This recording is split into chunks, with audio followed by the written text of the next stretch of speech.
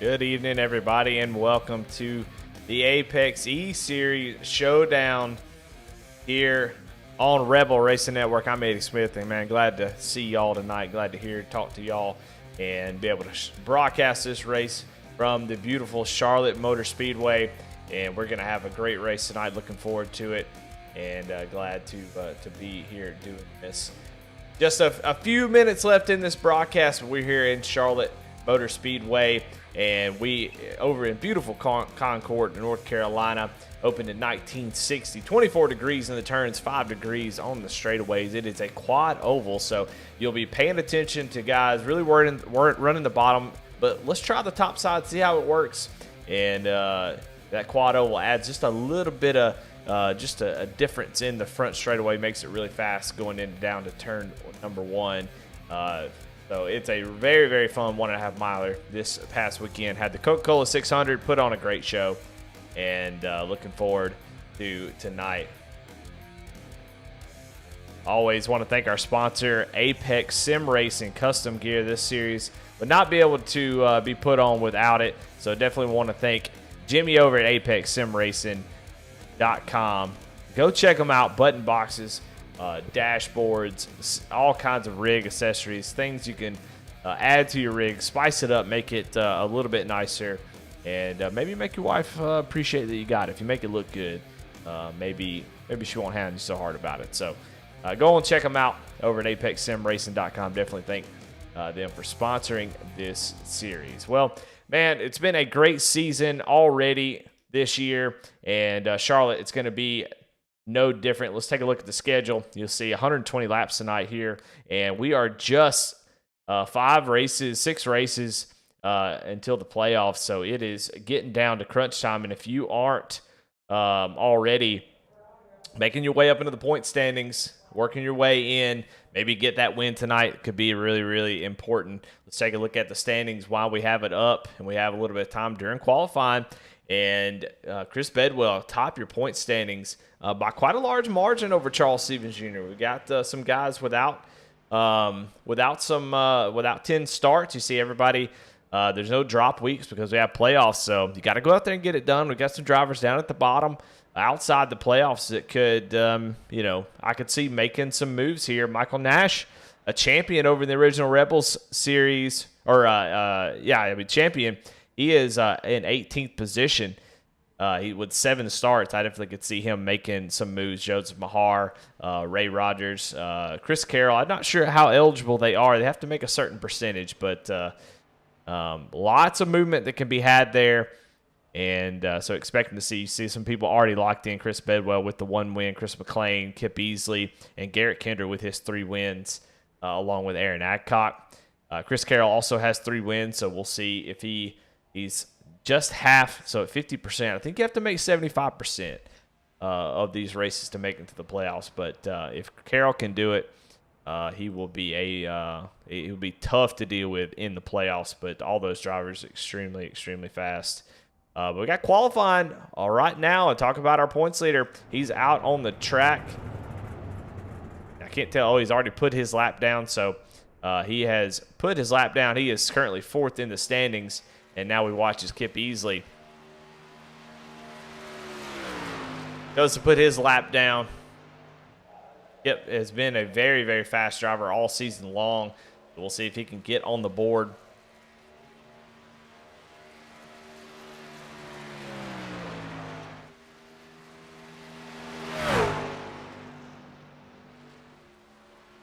Currently on through 1 and 2 on his fast lap. Let's see if he can make this happen.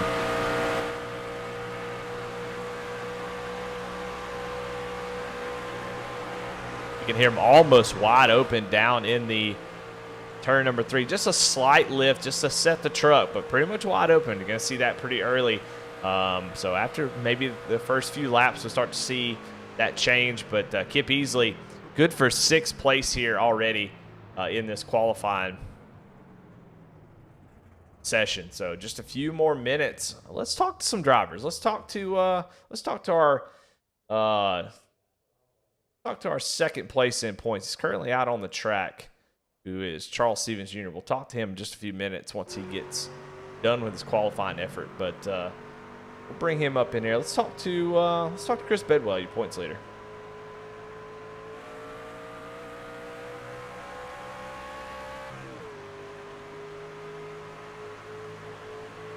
Chris Bedwell, this is Eddie in the booth. You got a copy? Yep. Well, man, you come into this race with the points lead, and you got to be feeling good about where you are right now. But talk a little bit about tonight, what you're expecting to see, and what kind of racing you're expecting to see out of Charlotte Motor Speedway tonight. I don't know. I think if it's anything like I think we had another mile and a half a couple weeks ago. We only had the stage caution, and that was it. So I'm hoping for something like that. Everybody gets stretched out, but maybe a little bit of strategy can come into play. But typically, a race this distance, you only really pit with the leaders, and so you don't lose a ton of time. Just looking to save tires early and maybe have a good truck at the end of the run. Definitely able to relax a little more with the wind and then the points lead. But just here to hang out with my buddies and race some trucks. Well, there you go. Well, man, so far sitting 8th on the board. You're gonna be starting deep in traffic. Do you expect that to be sort of an issue, or are you feeling pretty good about that? I'd like to be on the inside line, so I hope somebody else out qualifies me, and I think they just did. So that'll be nice. I don't really want to be stuck outside. So yeah, I'm not too concerned about starting position. The other Chris's are probably take off and run away. Chris Carroll being on our team, he always says, "Man, I can't figure out this track." And then about halfway through, he figures it out and he just takes off. He's like, "Oh, I just figured it out." And about that time, he starts putting like a 10th on me every lap. And it's just like, "Oh, okay, you finally figured it out. So bye, I'll see you at the end." So I'm sure it'll be something like that again, and then I'll have to listen to him bitch about I'll have to hear him complain about not figuring out the track, and then all of a sudden he figures it out and he takes off like a rocket. But yeah, I'm looking for top 5, and we'll just see what happens. Well, all right. Well, Chris Bedwell, your points leader, feeling pretty confident tonight. He's got that swag going into this race, knowing that he doesn't really. It's not really important. He's got that win. He's going to be in, and he'll be able to just kind of take it easy. So, a really good season for him. He's really been a strong driver all season. Last season was a little bit tough, but he was able to really rebound this year and has really, I think, gotten back to what I'm used to out of him, which is just a really good, a driver who can get it done on the track. So. Let's talk to our second place in the points, Charles Stevens Jr. Got him. His qualifying is done. Let's see what he's feeling tonight. Charles Stevens, is Eddie in the booth. You got a copy? Got you, Eddie. Well, sitting second place in the points. Right now you're in 6th on the board. How you feeling about tonight? What's your plan? What are you trying to do to maybe get this win and really cement yourself as a playoff driver?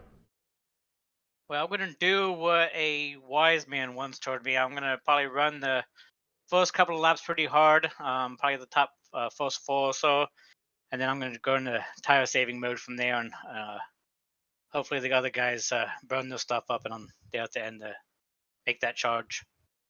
Well, it sounds like you got a pretty good little strategy there. Good luck to you, Charles, and hopefully we'll see you in victory lane. Awesome. Thanks, Eddie. All righty. Well, it sounds confident, man. I love to hear it. He's got a plan, and that's what you need to do here.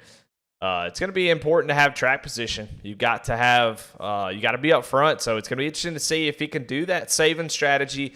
Drive pretty hard, try to keep that track position, let it spread out a little bit, and then start to save those tires. So we'll see if that pays off for him or what exactly is going to happen. But qualifying almost over, and right now you can see Joseph Mahar out to the provisional pole. We still have Alan Smith, Willie Evernham, and Alan Nash yet to qualify, so we'll see if they're able to do anything with it. But nobody on track, so they may be electing to stay down on pit road, maybe start in the back. Now, Charlotte does have sort of a draft early on, but you're going to see the tires start to wear out pretty quickly here at Charlotte. They really burn through the tires, so you're going to see guys able to keep up with the draft, but it just doesn't last long, especially like it used to. So I'd be interested to see who's willing to be patient and take their time, and who's going to get up there and fight really hard. Now, we have a stage at lap 25, so you can afford to take it a little bit rough on the the tires early. Is you're going to have 25 laps to really burn them up and get a reset and go down and get 4 fresh ones. You see 4 total sets of tires, 125 laps with 75% fuel. So good opportunity there early to see what you got. Maybe find some track position. Take advantage of some guys who are taking it easy and maybe make up a couple spots. But let's go ahead and get into the grid here tonight and see who is the Chuck Pegleg Pole Award winner. And that's going to go to Joseph Mahar. So congratulations to him on winning the Chuck Pegleg Pole Award winner as we get into the Low Cash Motorsports starting grid. Chris McLean going to start outside the front row. Starting in row number 2 is Garrett Kinder, a 3-time winner, and another 3-time winner, Chris Carroll. Row number 3 is Dana Shepard with a fantastic qualifying effort, and Charles Stevens Jr. Josh Lokovitz starting in the 7th position, and George Williams starting in 8th. Starting in 9th is Kip Easley. Starting in 10th, Chris Bedwell.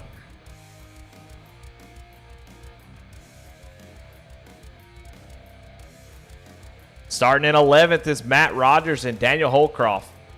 He's not in 11th, he's in 12th, but you get it. Chuck Pegleg-Felt's in the 13th position. Steve Ayers Jr. in 14th. 15th is Anthony Edgerton in that beautiful number 77 CDR Chevrolet. And James Kunkel there in 16th position. 17th is Alan Nash. And 18th is Alan Smith. And rounding out the field is Willie Abraham. That's your Low Cash Motorsports starting grid. So, quite a few drivers here tonight. It's going to be a pretty nice field. 19 drivers. Going to have a lot of fun, I believe. I'm excited to get back into it. Broadcasting sort of kind of slowing down for me. So, excited to get back in it and see what these guys got, man. It's going to be a blasty blast. As boy, I got the speakers turned up. Make sure y'all can hear all the sights and sounds without hearing my stuff. But, yeah, I don't know. I don't know who is going to come out on top. We got a lot of people that need a win to get up there and get a victory and get themselves in to the playoffs. But here they come down to the green flag. Joseph Mahar, Chris McLean going to lead us down with Garrett Kinder there right behind him. And green flag is out here at Apex. 120 laps at Charlotte Motor Speedway. And they're going to go barreling down into turn number 1. Side by side here on lap 1. You see Chris McLean trying to work that top side. Garrett Kinder, though, with the bottom. He's going to look down, maybe try to make it 3 wide. But Mahar going to block that top side, take control of the race. And let's see if Garrett Kinder can do anything with him. But a great battle here early as Garrett Kinder trying to go 3 wide. 3 wide down here on the front stretch. Garrett Kinder not wasting any time to get to that front spot. And he's going to take the lead. And unfortunately, Joseph Mahar kind of stuck in the middle as Chris McLean gets a great run off the top side. And now Chris McLean's going to take over the lead. So these guys not playing around. Stage on lap 25. There is no reason to hang out and take it easy. You want to get up here and race. That's why we have the stages. And that's exactly what they're doing is, man, they are getting with it. Garrett Kinder going to fall back behind Chris McLean. He's going to try to draft up, make another run at him. You see Joseph Mahar, Charles Stevens Jr. side by side. Mahar really working that high side. Not really sure how that's going to work out. The high side just doesn't seem to have, whoa, my goodness, as they make some contact on the back straightaway. That's right in front of Chris Carroll. See that smoke, but here comes Garrett Kinder with a run off of turn number 4. Let's see if he can do anything with it down the straightaway. Not quite able to do anything just yet, but he is right there. And you hear that slight lift. He's trying to get those left sides right down to the inside, not scrub as much speed off.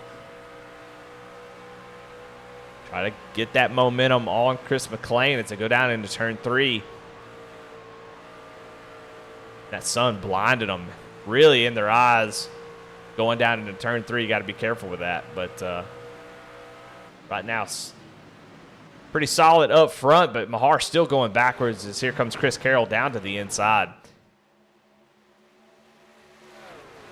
But Mahar starting up front. It's fallen all the way back to 5th position. A bit further back, Kip Easley going to the inside of Dana Shepard. This is a battle for the 8th position.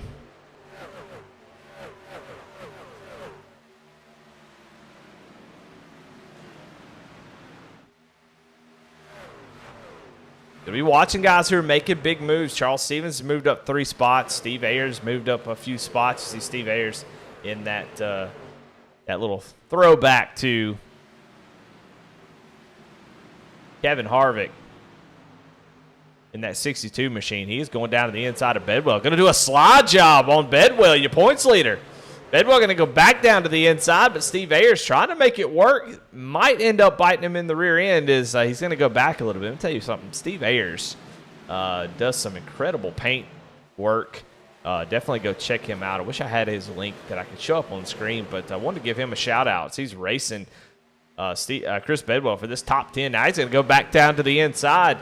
Yeah, definitely go check him out on Facebook. Looks like Chris Bedwell going to concede that spot as Ayers kind of drives in deep yet again. So these guys racing, man. 25 laps for this stage. The top 5 get stage points. Those could be very, very important as we get into the playoffs. Ooh, Ayers going to drive really deep in the corner. He's going to wash up the track. He's going to open the door for Chris Bedwell again. These guys having a blast. You know, Bedwell said earlier he was here just to have fun, man. Race with his buds, and that's what he's doing, man, getting with it. Matt Rogers looking up to the outside. Ayers able to hold on to it. Up front, no change except for Chris Carroll starting to work his way through the field. He's side by side with Charles Stevens Jr. See if he can complete this pass. Ooh, something happened to Carroll. Not really sure what happened, but he actually fell back a little bit there. Oh, my goodness. So, not really sure what happened to Carroll, but he falls back to 5th place.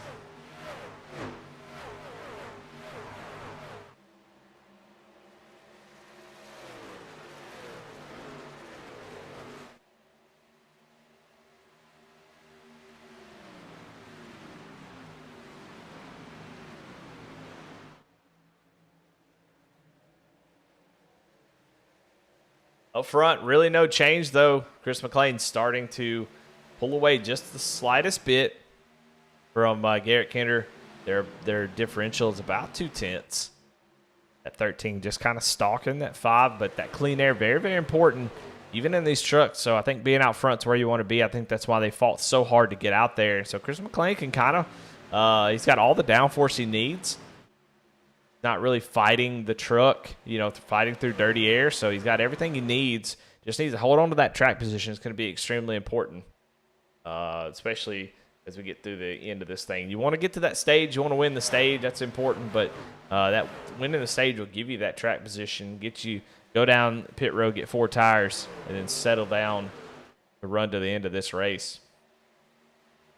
I went back and looked at that replay. It looks like Chris Carroll felt maybe Charles Stevens, Mahar racing a little bit too hard. Actually just backed out of it to give him some space, it looks like. So no harm, no foul, but he's now moving to the back bumper of Mahar right now. He's going to look down to the inside. Mahar going to close that off, but he is right on the back bumper of that W46 machine. Going to get the run off of turn 2, get really, really close there. There's a drag racing down the back straightaway. Chris Carroll trying to make his way into the top 4. Mahar going to fight really hard. Now, Mahar's one of those guys, man, who just he doesn't roll over and just let somebody go. He is going to fight you and make you earn it. Carroll, though, able to get the run down the front straightaway, and he has got that 46 truck cleared as we move into lap 14 of this 120-lap race here on Apex on Rebel Racing Network. We're missing our leader tonight, Aaron Adcock, out, but he's got that win. He can miss a few races, and he's the league owner. He can do whatever he wants to. So if he don't want to show up, he don't have to.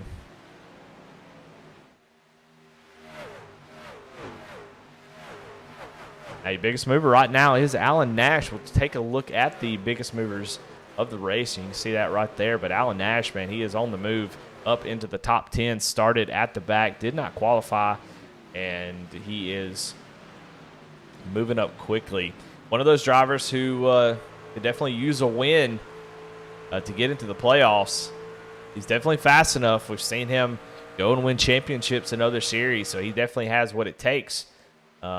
But has missed a few races, so don't know if he'll make the eligibility for the playoffs. But if he does, I'm telling you, better watch out for this number 27 Ford Winn-Dixie truck. He is bad fast.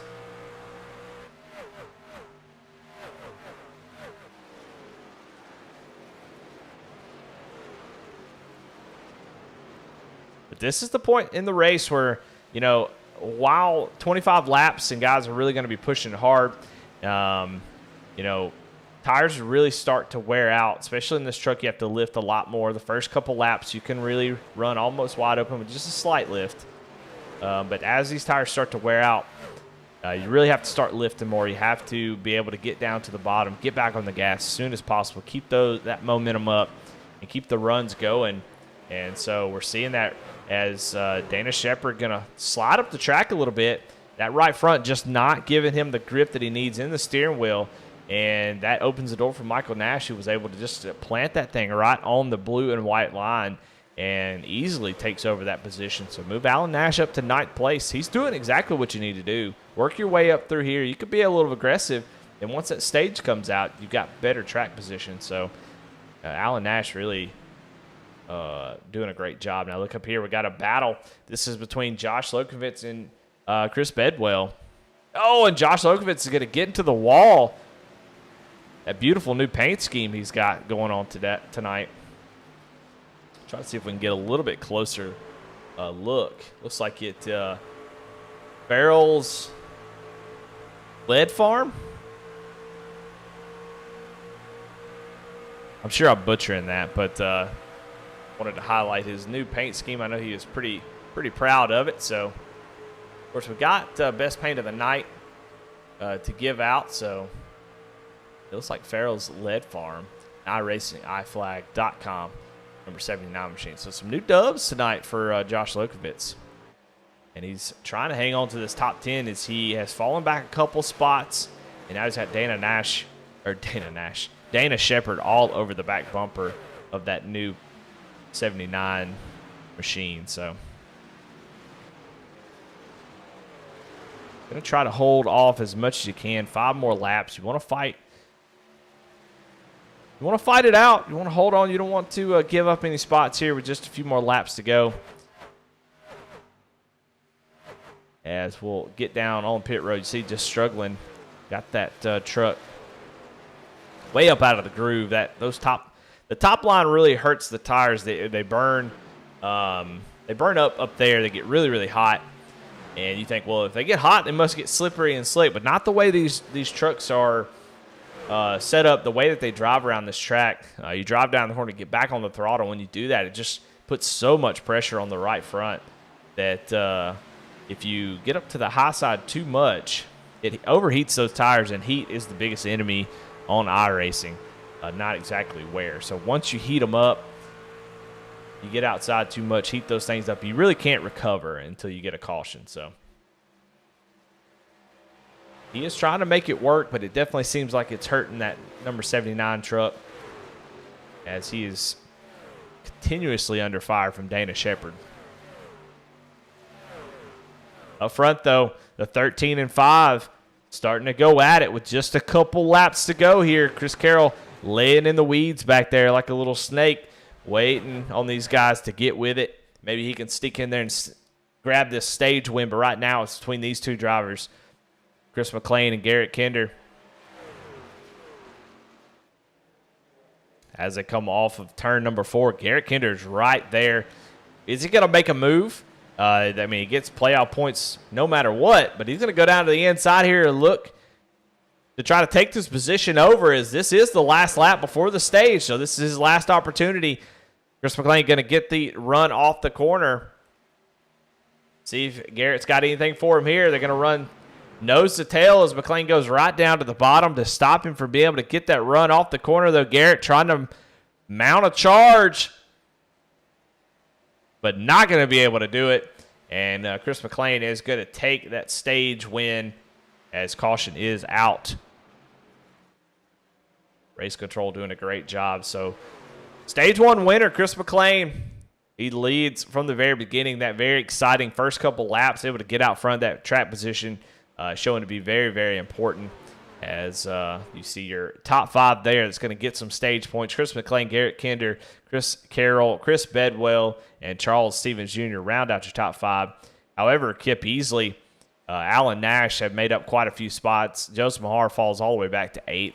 Dana Shepard 9th, and George C. Williams in 10th. The rest of your field is 11th.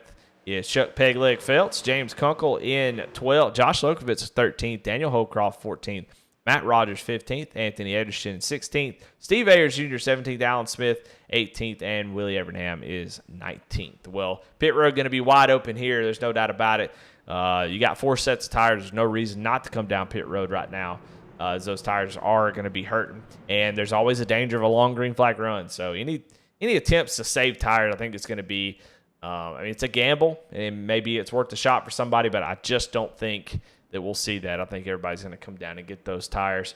Go check your wear, see how your splits are. Check and see if your right front's wearing way more than your right rear. Something you can do about that. Adjust. So coming down pit road, though, see who wins the battle off pit road, who can get that lead. Track position is shown to be pretty important. Garrett Kinder was right there on his bumper, just not really able to do anything. So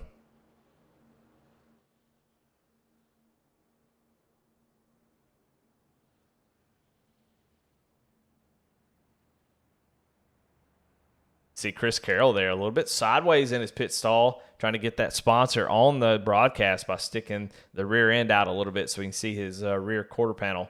But like everybody taking 4 tires and fuel, don't think we'll see any kind of strategy calls, as it looks like we're going to hold steady with Chris McLean coming out with the lead. Garrett Kinder in 2nd, Chris Carroll in 3rd, and Joseph Mahar actually had a very, very good stop. I think he might have taken 2 tires. So Joseph Mahar definitely took 2 tires. He had a 10-second stop. Was able to make up some spots. And so we'll see if that strategy call works. It's good to maybe try that early. I think those left sides, while the right sides are always sort of the main talking point when you talk about oval racing, because they hold the load the most. The truck leans over on those tires. The banking puts a lot of pressure on it. The left sides have a lot to do with that center corner speed. And so we'll see if those 2 tires work. I think 25 laps is a pretty good amount on what is becoming a very abrasive surface with this Charlotte Motor Speedway. So we'll see how that works out. We'll keep an eye on that. So he's going to be in 4th position.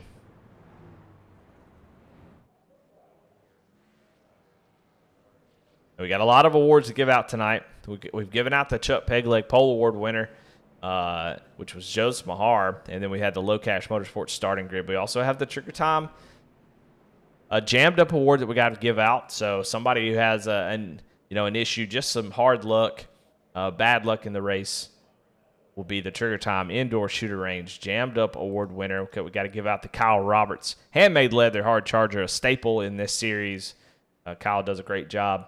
Not here tonight, but he's probably out there making wallets for folks. So either that, he's in the hot tub, but one of the two.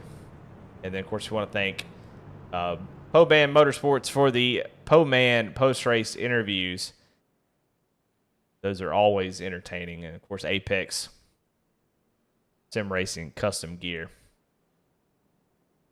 But stage break hasn't really changed too much. We got to keep an eye on Alan Nash there in that 27 machine, who has moved up a ton of spots. That Winn-Dixie Ford F-150. We'll keep an eye on him, but I think your players are up front. I think these are the ones you got to be paying attention to: Chris McLean, Garrett Kinder, and Chris Carroll.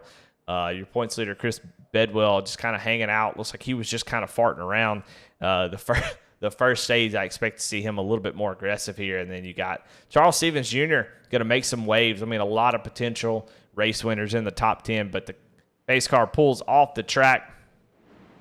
And we're going to go back green here after that stage at number 1. Chris McClade through the box, going to get a great jump, going to pull Chris Carroll along with him, as that could be a really good thing for Chris Carroll or Chris McClain if they get side by side for that second position. Looks like Carroll going to clear Garrett Kinder, and now Carroll going to set his sights on the leader. Is he going to be able to do anything early? He is going to take a shot. Might as well while you have the momentum. He's going to go down into turn number 3. The 5 going to fight him hard. This is the best time to work that top side if he can make it work. As the run goes longer, that'll be very difficult to do, but they are side by side for the lead here in the Apex E-Series. The two Chris's up front battling it out, and man, look at McClain able to hold that top side, and he was able to make it work and retake that lead, that clean air being so important. He's able to maintain it. Chris Carroll was running these guys down at the end of that run, so we'll see who's got the long run speed or who may come out of these drivers towards the back. Starting to get single file. The top 3 starting to pull away by about a second. And you see these 3 drivers about nose to tail, and then you go back to Chris Bedwell, and you got Kip Easley and Alan Nash side by side for your 5th position. So Alan Nash has cracked another 5 drivers, or 5 positions. I mean, now he is up into 5th, and he's going to set his sights on the point leader, Chris Bedwell, as Kip Easley going to have to settle back in for 6th. And already, Alan Nash already making sort of a run here.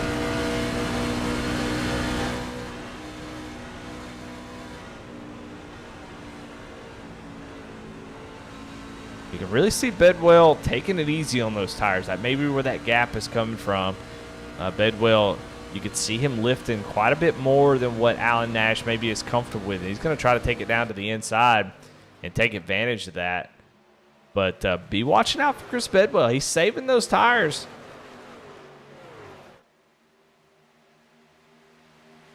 You know, when this track was repaved initially, it was, man, it was almost like fresh asphalt, which it was. But it just didn't wear the tires at all. I mean, you could run forever. You know, it really hurt the racing at Charlotte. But in the last few years, and this is an updated Charlotte, they update it every once in a while, and it has become a lot more abrasive, and the tires are starting to wear a lot more here. So they really heat up, and they wear quickly. So Bedwell trying to save a little bit of tire.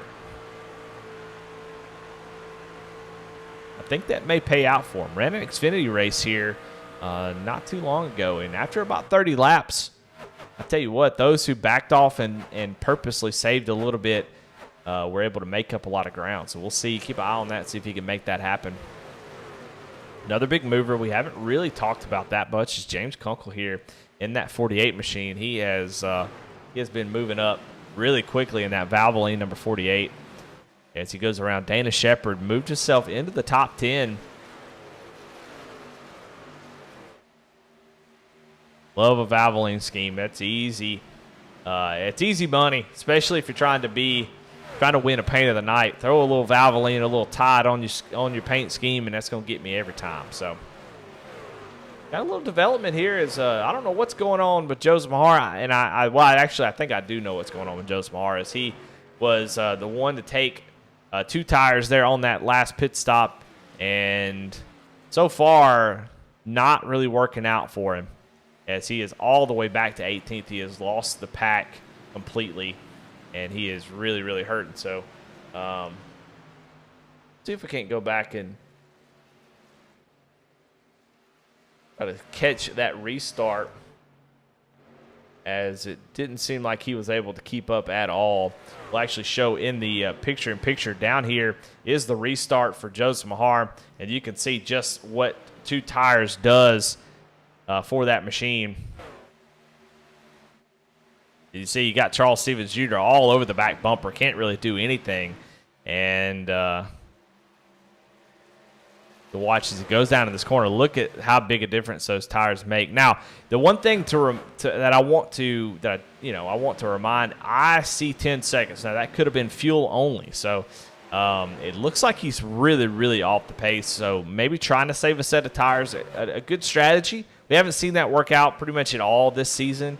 But that may be what he's doing. Only 4 tire sets, so he's maybe tried to save a set. The problem is he's so far off the pace. Yeah, it looks like he didn't take any tires at all.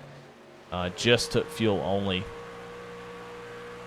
But trying to save that set, but you look down here, and that's not live down at the bottom right. That's a replay of the restart, and you see everybody going around him. But right now he's in 18th. 12 seconds back from the lead. We're running 30-second laps. He's almost half a lap behind. If we don't get a caution, I mean, he's in danger of going a lap down and having to rely on a lucky dog to get back on the lead lap if we have a caution. And if we don't have a caution, he's only going to get worse and worse as he is going to be behind quite a bit. So, strategy call out of Joseph Mahar. We'll see if it plays out. I mean, it's a home run, and it could be a lot of fun if we get down to the end, have a caution. You've got that extra set. But we just haven't seen that play out here in the Apex E-Series. It's been a very clean season, clean series. Hard to imagine we're going to have too many cautions, especially at a track like this. But I may have just jinxed the whole field. I don't know. But all pretty much single file up front. Everybody content with running sort of in line up front. Try to pull away from this pack. Alan Nash about 1.5 seconds back, but not really making up any ground. He is a little bit faster, but just going to be slowly catching up. As that time he's actually a little bit slower. You see the last lap there on the right side of the tower, so you can keep track of those laptops. But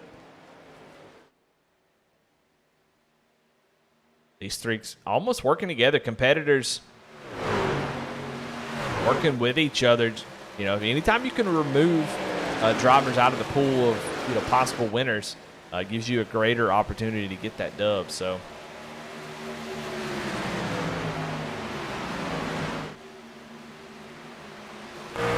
check in here on Josh Lokovitz, see how he's doing. Currently running in the 13th position.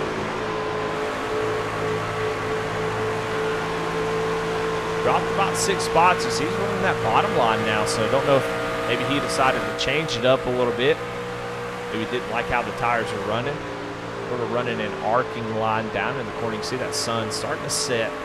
We'll start to see these drivers have to change up a little bit as the sun goes down.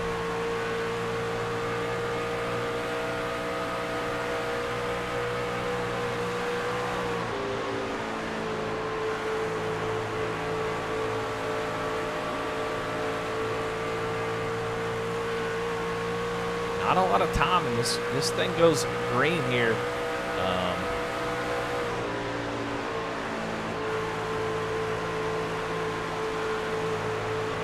Definitely struggling a little bit, just a little bit off the pace. I mean, about a couple tenths back is Josh Lokovitz, but he looks like he's having a good time. I don't know, I can't tell.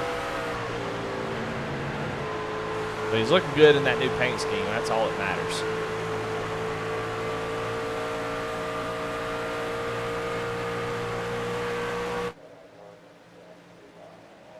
Got a battle here for the 5th position. Chris Bedwell starting to sneak back up in the picture. We talked about him falling back there, saving those tires. You can definitely tell he was lifting a little bit more than others.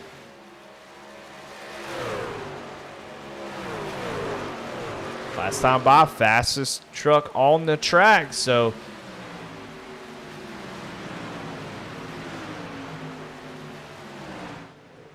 currently about 1.8 seconds back from the lead. That's not far at all. So we'll see. We'll watch the times at the line and see.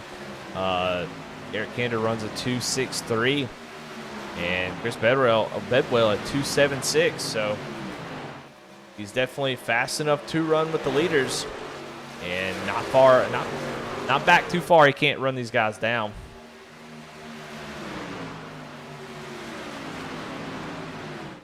As we got a battle for the lead up front. Garrett Kidder says it's time to go.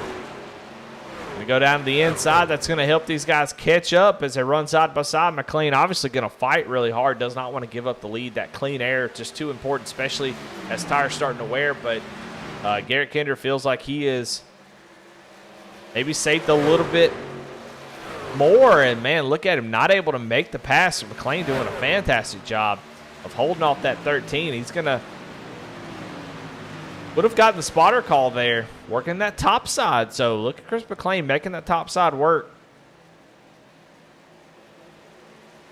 Now 3 and 4 did not look like it was that good, as he was not able to really gain anything. Actually lost a little bit. But 1 and 2 is where that middle groove, right above that seam. You see that seam in the middle of the track? He's right above that, and we see him make really great speed off the corner. But 3 and 4 here is where it's really been struggling to work. I think Garrett may be able to get him off of the corner, see if he can slide that 13 machine up in front of the 5 teammates. Not wanting to do that, but it looks like Chris McLean going to get right on the bumper to the 13. But new leader, number 13, your Kinder Farm and Ranch Ford F-150 is going to take the lead, and he is pulling away quickly here. Chris Carroll going to get to the back bumper of McLean.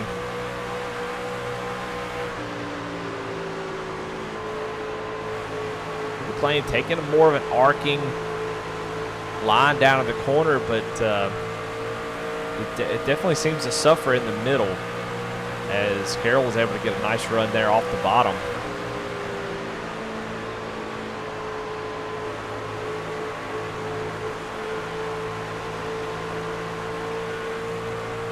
Yeah, 1 and 2 just seems really strong on the outside. How long can you do that? That's the question I always have. I sound like a broken record with that outside line, but it's one of those really, if it's not a, artificial. Oh, McLean's going to get into the wall. The number 5 machine's going to have contact with the wall, and he is going to lose that second position and maybe more. He's got pretty big damage to that 5 truck. He does have a fast repair, so we'll be able to get that fixed. But how much damage is it, and how much time is he going to lose? I mean, these trucks are very sensitive. He gets up in that wall and damages that arrow. That could be all she wrote, especially if we go green here. And you can see he's struggling off the corner. Had to lift quite a bit, and that's going to open the door for Alan Nash. Wow, here comes Bedwell, going to get a little 2-for-1 here as Nash lifts just a little bit. And Chris Bedwell saving those tires. Oh, my goodness. And McLean going to lean on him off the corner. McLean going back very, very quickly. We're going to see in 3 and 4, he's just not going to be able to hold that number 5 machine. As wide open as he was, he's going to try to get down on the corner of Alan Nash and move Bedwell up to the 3rd position.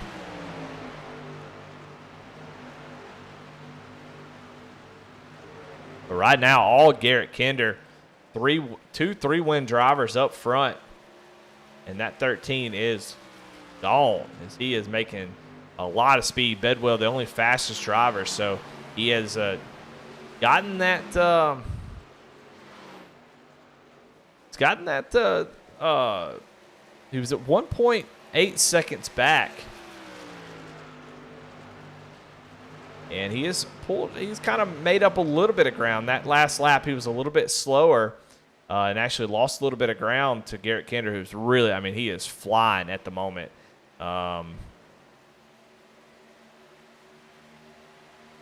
See there, the last lap of 31.5, which is the fastest I've seen in a while. So he has been able to start to set sail. And Bedwell with traffic there trying to catch up to these guys. Around 31.9, we're going to see at the line. Garrett Kinder runs a 31.6 and Bedwell 31.799. So, man, Garrett Kinder really doing some work up front as he is really starting to pull away. And Chris Carroll losing about a 1/10 a lap. It's always impressive to see. You know, you've got a couple different camps when you get into a race.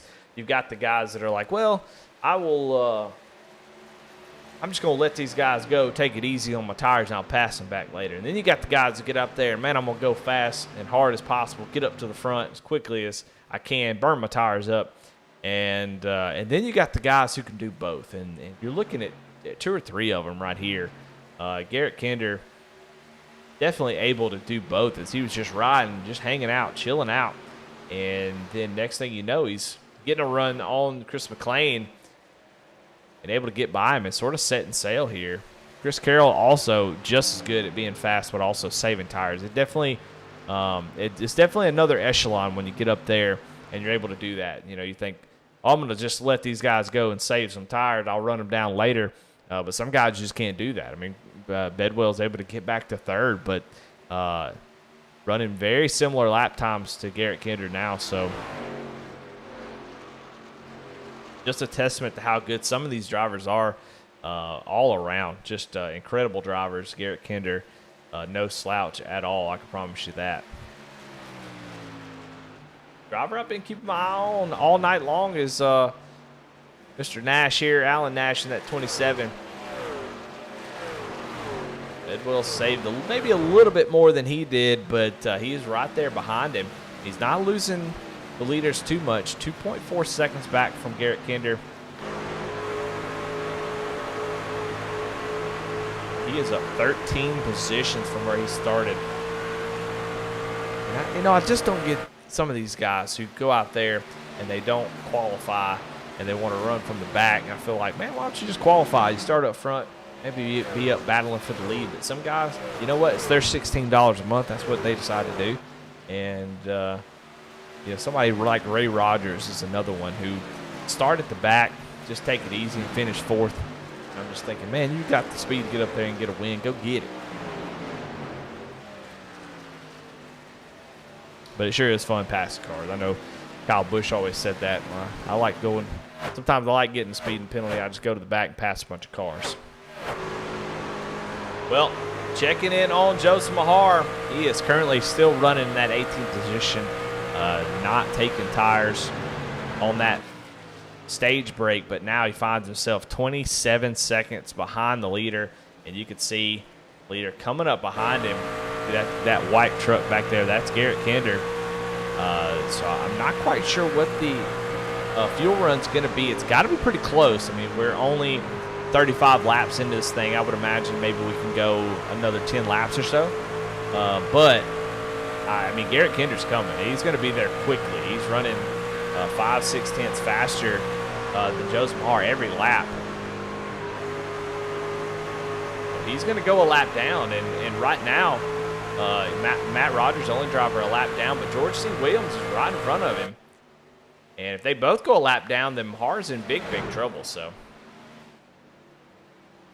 got some guys coming down pit road. Charles Stevens going to give up his position and come down pit road, so pit stops happening right now. Alan Nash, also a driver coming down pit road.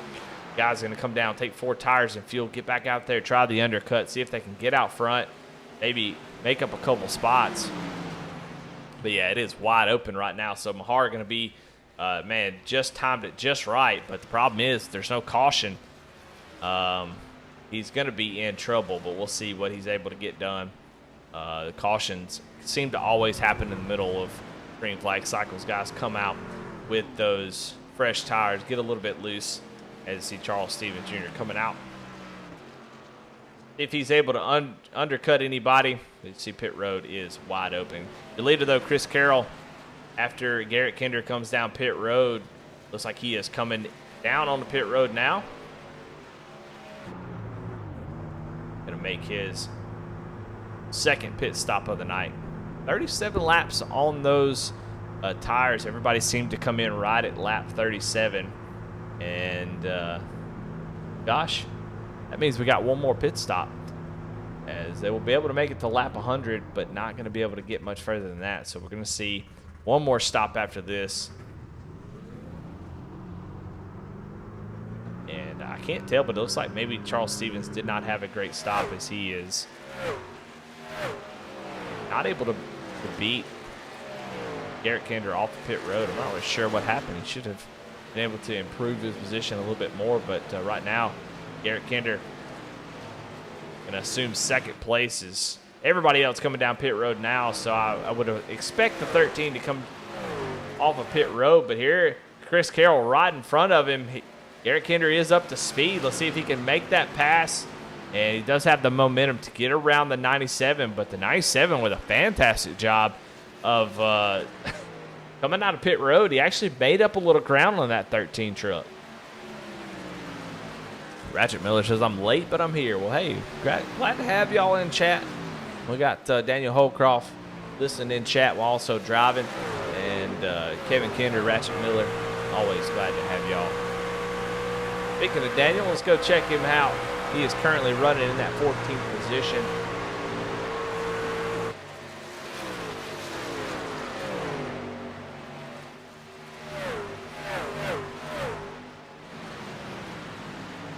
Having himself a decent race. He started in 12th, but maybe not having the race that he expected to have. Be interested if we get a caution. We'll talk to him, see where he's at. But currently, you're looking down to the inside of Dana Shepard. Like to get back to the top 10 if you can, I'm sure.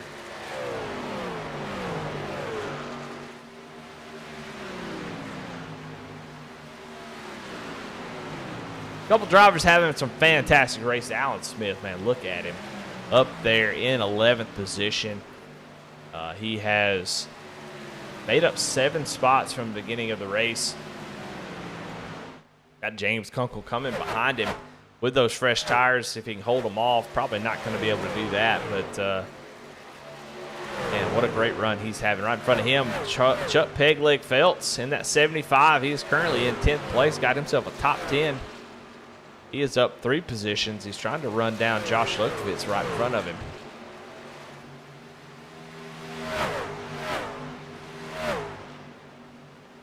Having himself a great run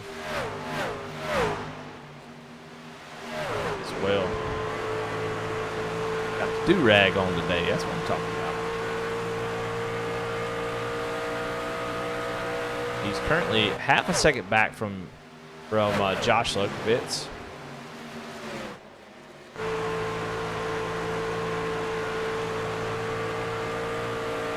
This is the time of the race where you've got everything should be about figured out. You've been out there for one stage, come down and got your tires. Now you've had a green flag pit stop on lap 70 to 120. So we have 50 laps to go. If you're going to make some move, make up some ground, take all that knowledge that you've learned and apply it right here to this run. This is probably the most important run in the race. It's really going to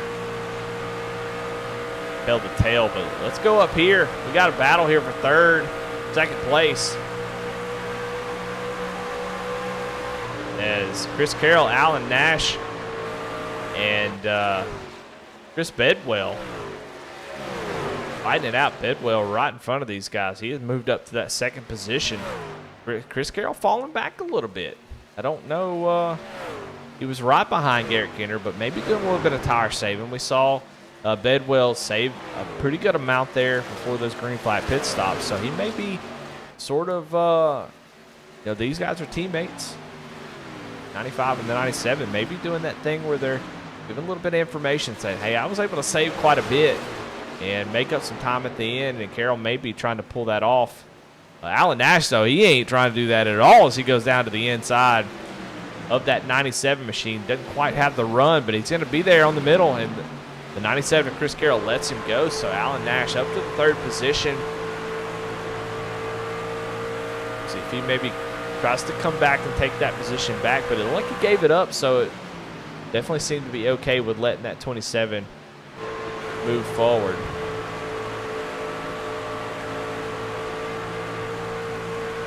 Now Alan Nash going to set his sights on the 95, your points leader, for that second position.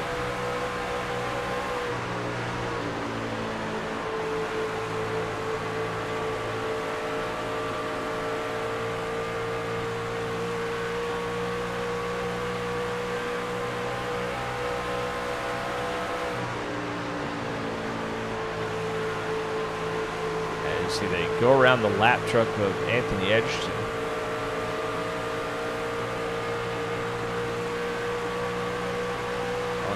trying to get that run. It kind of hurt his run off the corner, so had to back off just a little bit. But, man, look at this gaggle of cars that Chris Bedwell is leading. Quite a few lap. George Williams there. Joseph Mahar, all these guys a lap down. Fighting for that lucky dog position. The two drivers there that I mentioned. You know, if caution does come out, George Williams got that lucky dog. So these guys are battling it out, even though they're up here going to be racing lead lap trucks. I mean, they got to go. If you're George Williams and you get a caution, you want to be in that position. Mahar wants to take it from him. So they're going to be fighting hard to be that lucky dog. It's a very, very important battle here. And you see Chris Carroll going back down to the inside of Alan Nash. Alan Nash going to squeeze down on George Williams. Man, very close call. And that's going to make Alan Nash jump up out of the groove. And now he's going to not lose any positions, but he's going to lose ground to the guys he was just racing with. Mahar going to go down out to the outside. You see Chris McLean working the top side right behind these fellas. But this battle for the lucky dogs, best battle on the track.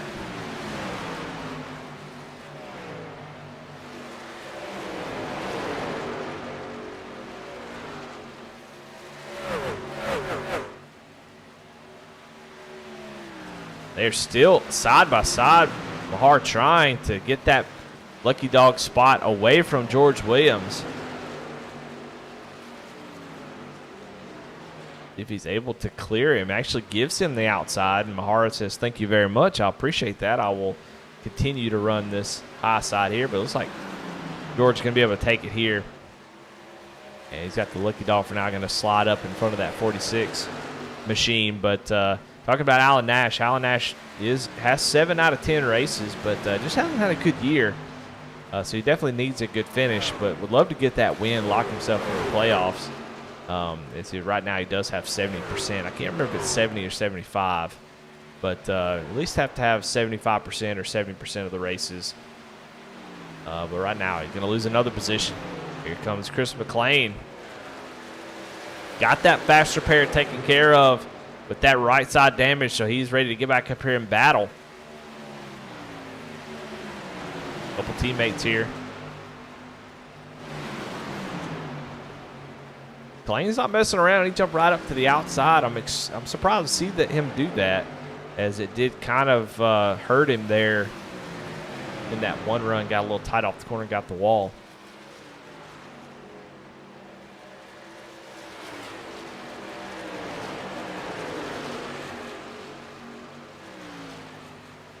This battle for the lucky dog is still going on.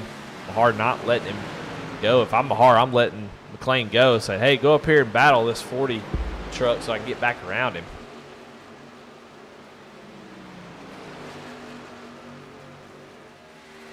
McLean going to get a nice run off the corner.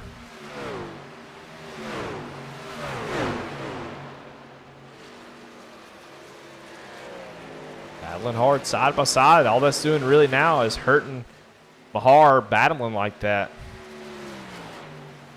Able to let the 5 truck go.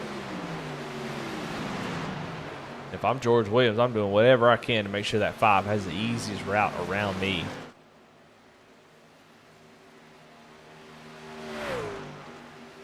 As far as your leader, Garrett Kinder still out to a nice 1.2 second lead over Chris Bedwell. And you can look at these two drivers to see what the difference is. Chris Bedwell a little bit faster. He's got Carroll right on his bumper, doing a little bit of drafting. It's both those drivers just a little bit faster. So trying to run this 13 down as the tires start to wear. We're getting about 20 laps on this set of tires. And if you haven't been saving now, it's probably a little bit too late. We're going to see who saved the most, who's able to keep those tires cool and not burn them up. And we'll watch as they cross the line. Eric Kinder running very consistent lap times. And Bedwell just a little bit slower. So clean air being a very, very important part of this. You see Steve Ayers Jr. there. about to go a lap down, and that is not what George Williams, Joseph Mahar, they've been battling for that lucky dog. And when 13 gets around 62, they won't be the lucky dog anymore. So, unfortunately, I think Joseph Mahar kind of took him. I'm not picking on Joseph Mahar. I just commenting on any kind of strategies, any plays that I see going on. But Mahar, under that stage break, elects not to take tires, but has really put him in a pretty deep hole that is going to be tough for him to get out of. As now he's sitting in 18th position. He's the third car a lap down, and it is going to take a miracle to get himself out of it. So, not picking on him, just he was the only one that made that strategy, so wanted to highlight how that's working. And unfortunately, it's just not working well. So he's doing everything he can. Got to fight hard, but fortunately, he is in big trouble.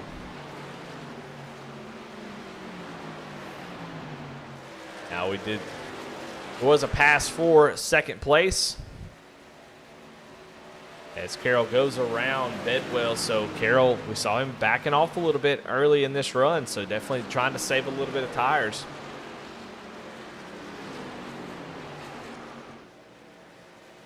Starting to make his way towards this 13 machine.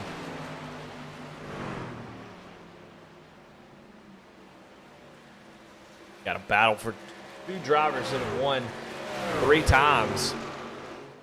And see who can get that 4th win tonight. Go on board in the picture, see how that pass happened. Carroll looks down to the inside.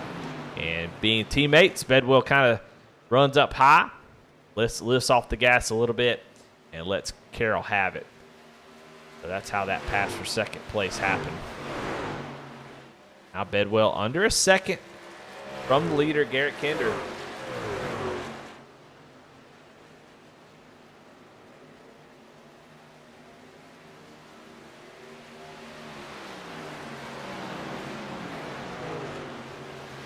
See, last lap, Carroll just a little bit faster. Able to get almost down into the 4s. As looks like we may have some guys coming down pit road. Anthony Edgerton comes down pit road. Dana Shepard as well. Knowing that we have to make one more pit stop, is anybody going to take the chance to come down early? I think if I'm one of these leaders, I don't think I'd do that. I think I'd be too nervous to make that happen. But Alan Nash does come down pit road, I believe. No, just a little off track.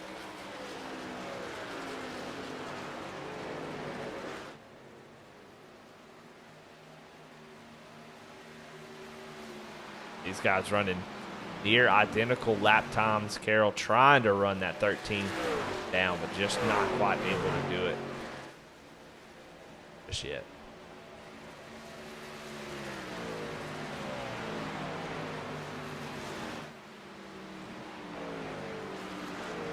All right, pit lane starting to get wild as you got Alan Smith coming down pit road, getting his final stop. 4 tires and fuel. Alan Nash coming down pit road as well. So guys coming down to make that final pit stop. Maybe try to make up a little bit of time and get themselves to the end. So 30 laps to go, or a little bit less than 30 laps to go now.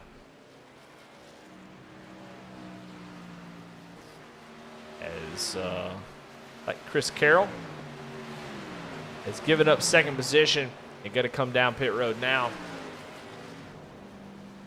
So I expect to see Garrett Kinder do the same, but honestly, we've seen the fall off be pretty big, but it definitely plateaus at some point. So we'll see if Garrett Kinder elects to come on down pit road or if he's going to stay out a little bit and play the long run game. But no, it looks like Garrett Kinder is coming down pit road now. That 13 comes down immediately along with George Williams. It gets a little bit loose on the entry. Man, what a clean race that we've had. We've had a few drivers get into the wall a little bit, but outside of that, it has been a pretty fantastic race. Now, right now, Chris Bedwell stays out on track. Going to run a little bit longer. I think they can run just a few more laps, so won't be able to stay out too long.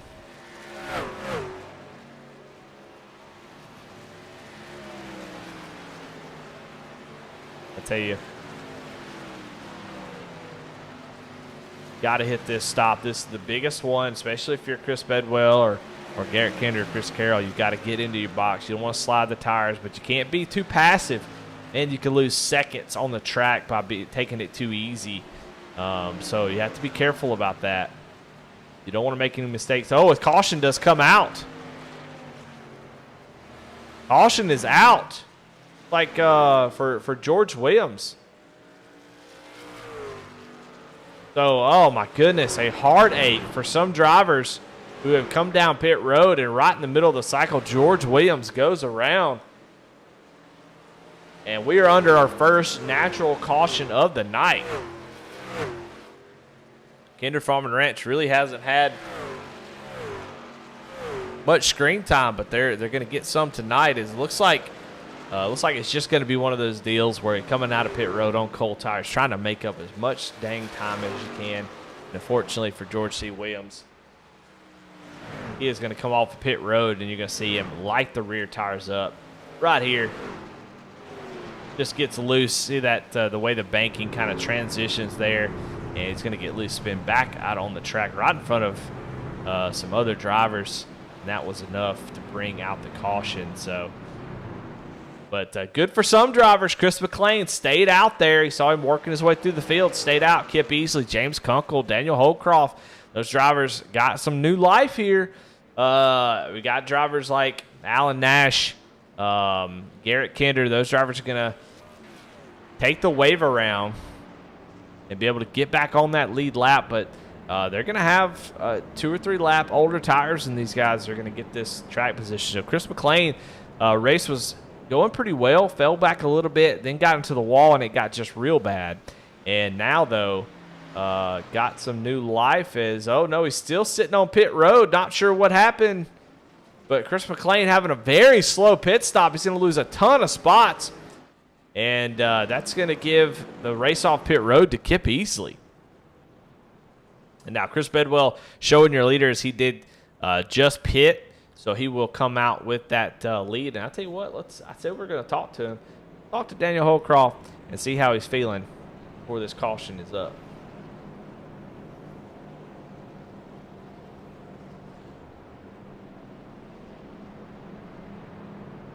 Daniel Holcroft is Eddie in the booth. You got a copy?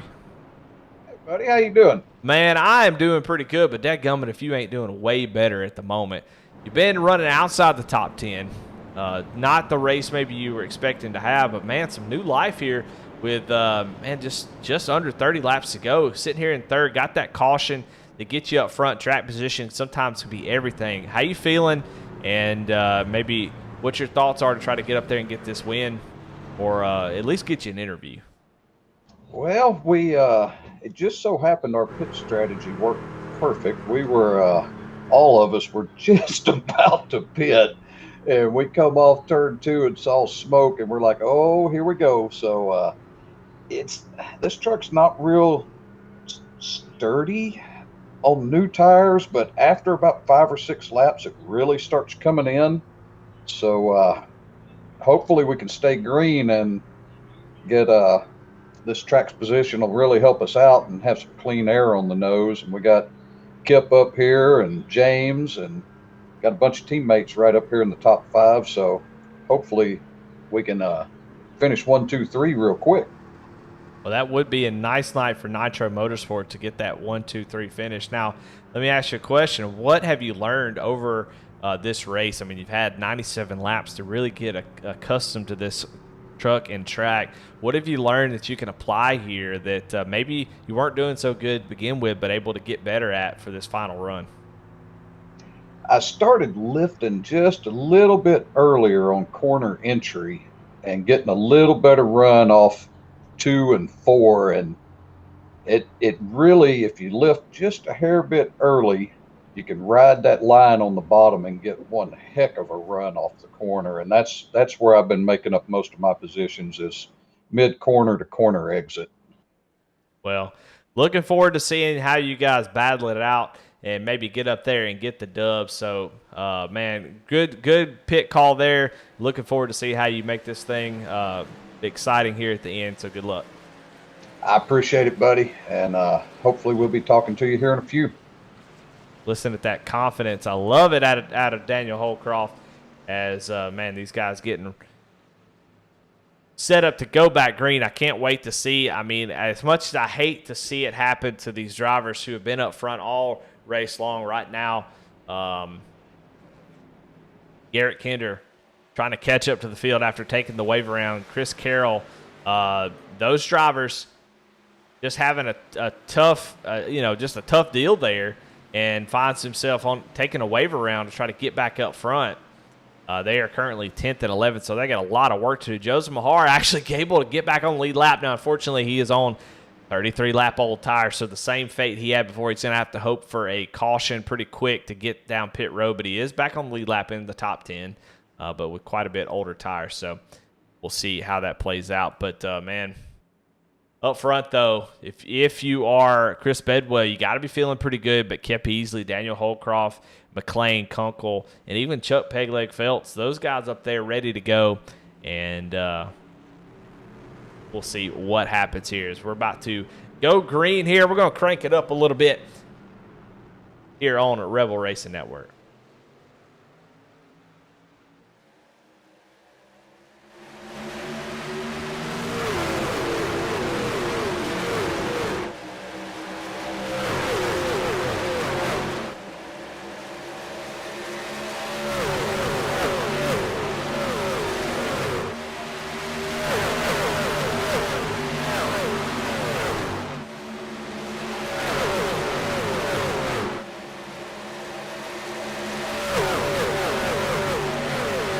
Oh, as we have a little bit of contact here from the wall from Chris Bedwell, and that's going to allow Chris McLean to get a massive run, and he's going to be able to take the lead from fourth on that restart. Bedwell gets into the wall, and that really, really hurt him, and hopefully is not too damaged, but you can see he loses the lead. Now he's about to lose second. He's going to make a little bit of contact with Kip Easley there, as he is really trying to fight. He can see those trucks lining up behind him, but that Nitro Motorsports tandem down there is holding, is going to get around him. I don't know if he's got some damage, but here comes Willie Evernham also.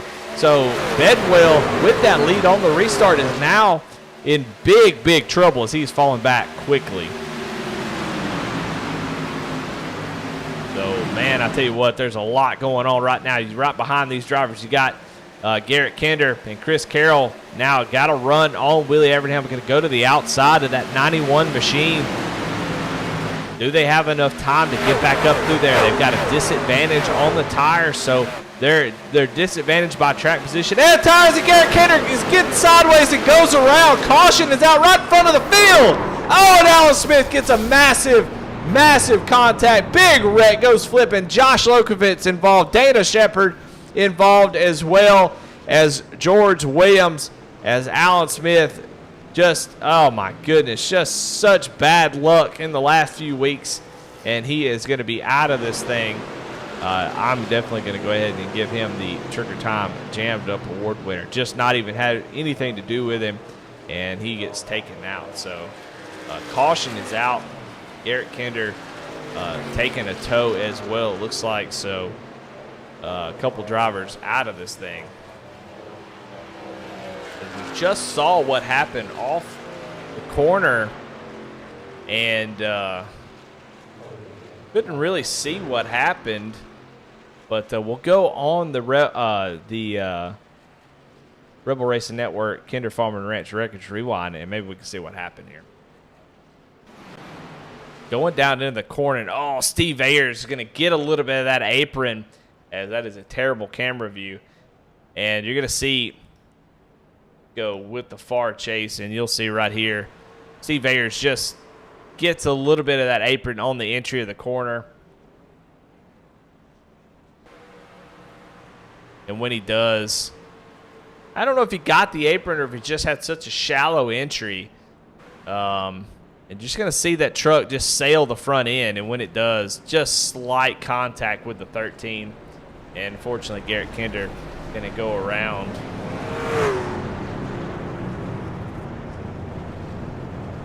You go see Alan Smith just not really sure where to go, and he is going to go for a ride. Back it up, and we'll show it from his cockpit view.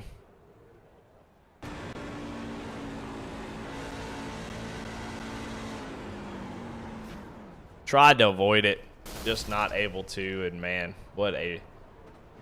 He gets hit another time, so... Tough deal for some drivers, man.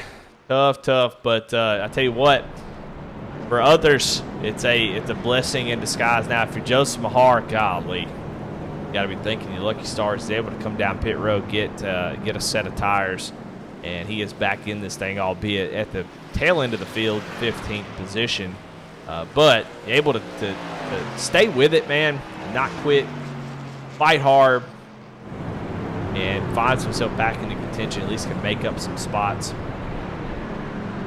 But this race has really been turned on its head. Garrett Kinder, 3 wins on the season, got out front, looks to, started to pull away, starting to feel like maybe it was his race to lose.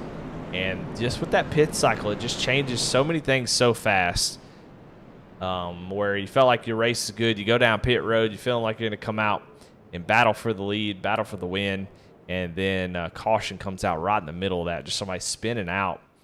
And it brings out the caution, changes the whole complexion of the race. We talked to Daniel Holcroft, him, Kip Easley, James Kunkel. They were kind of running mid-pack and deciding to stay out, finds himself with some good track position here, a chance to maybe get the win.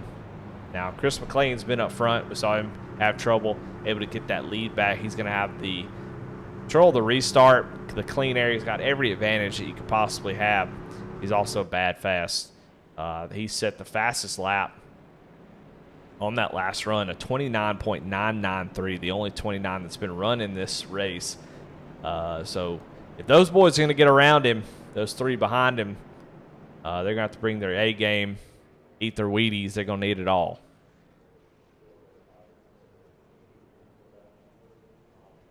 I'll give you a rundown on your top 10 right now. Chris McLean, Kip Easley, James Kunkel, Daniel Holcroft, Chris Bedwell, your top 5. But then we've got some really surprising drivers making some really good calls. Willie Evernham in 6th, Chris Carroll in 7th, Steve Ayers Jr. in 8th, Chuck Pegleg Feltz in 9th, and Alan Nash in 10th.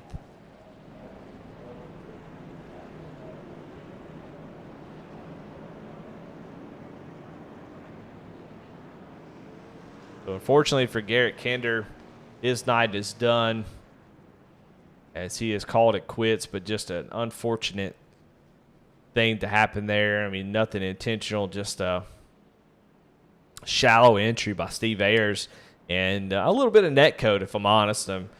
Sometimes people say, well, if it's net code, it would hit anyway, but we've seen some pretty egregious net code. And it was pretty dang close. There was definitely a gap there. So I wonder if Steve Ayers, without that net code, would have been able to maybe keep that thing off of 13. But the iRacing guys decided that the 13 needed to go around and almost saved it, but just gets clobbered there at the end. So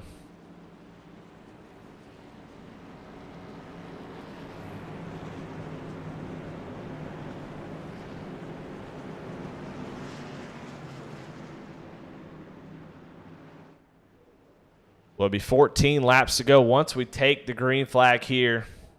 Chris McLean, Kip Easley, James Kunkel, Daniel Holcroft is your first 2 rows. Then you've got the points leader right behind him, championship driver right behind him. So there is a lot of racing left to do here. Green flag is out, though. 5 gets a nice jump on the 8.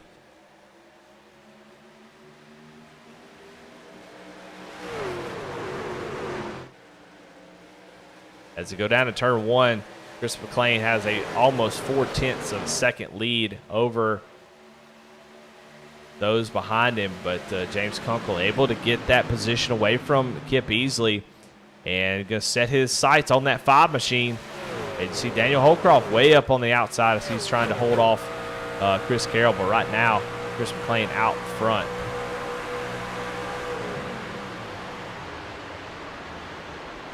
Oh, and caution is out. Caution is out. Anthony Edgerton slow on the track.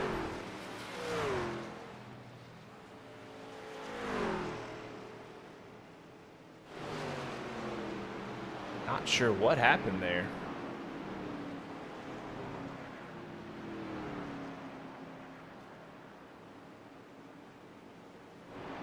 Trying to find exactly where that crash came from, if I can find it.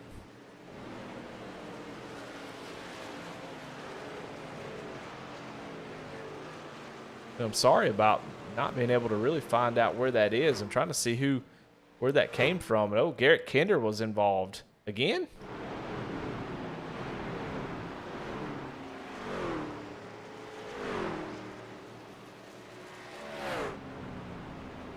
Oh, is a wreck happening in front of the 13 machine, and we'll go back and look at it on the Kinder Farm and Ranch Wreckage Rewind, and we'll see, maybe we can find out what happened. But watching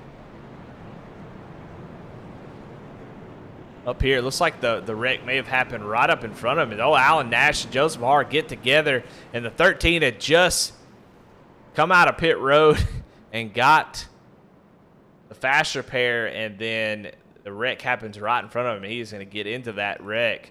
Yeah, it all starts up here with Matt Rogers and the 27 and the 46.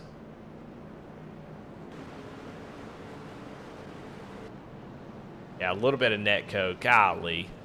I know drivers aren't going to see this, but watch the 27 truck right here.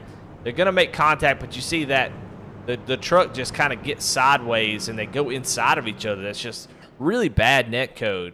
And while they were pretty dang close, it's just a little egregious on the net code side. And yes, they were 3 wide, but they can definitely make that work. And unfortunately, caution comes out again, the 13 involved. Derek Donna asking about Dana Shepard. We'll give you what you're looking for.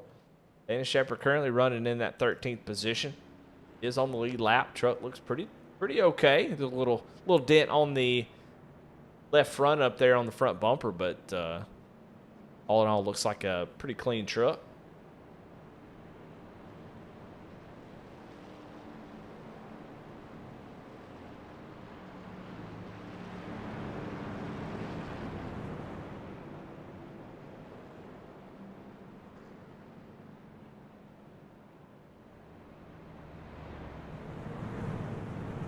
Should get the one to go here, get lined back up, and get this thing over with. But cautions definitely start to breed cautions. So we'll pay attention to see if they're able to, and we will go around a couple more times. But Chris McLean with that lead, James Kunkel in second, Kip Easley in third, Chris Bedwell fourth. Chris Carroll has made his way into the top 5.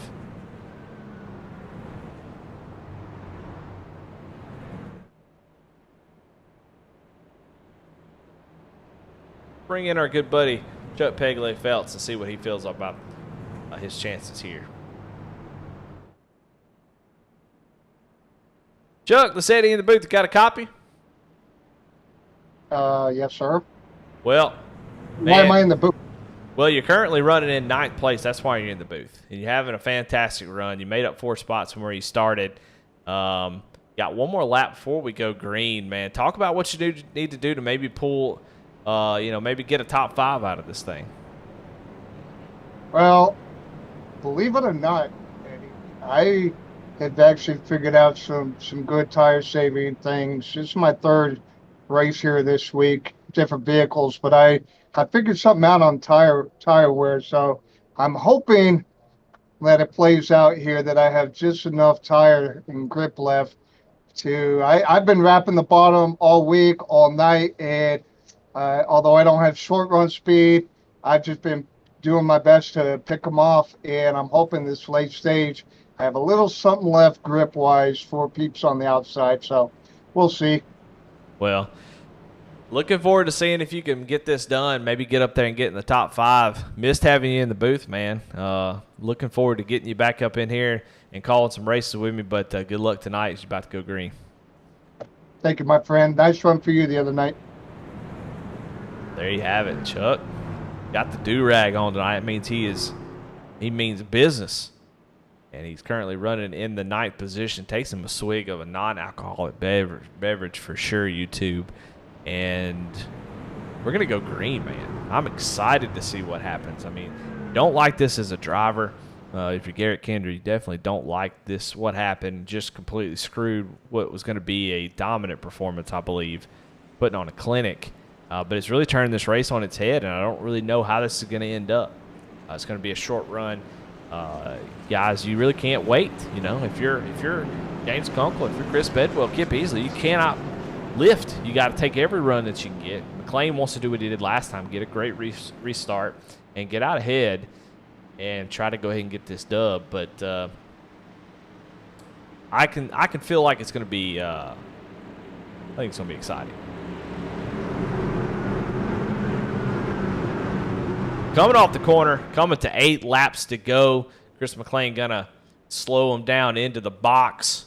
Try to get a good jump. The 8 all over the back bumper of that 5 machine. Gives him a little love tap as he does get going. Green flag is out, and it is going to be mayhem out behind him.